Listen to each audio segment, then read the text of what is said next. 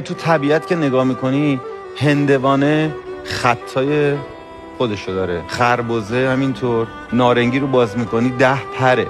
طبیعت خودش داره بهت میگه که ببین این نارنگی میتونه کام 10 نفر رو شیرین کنه.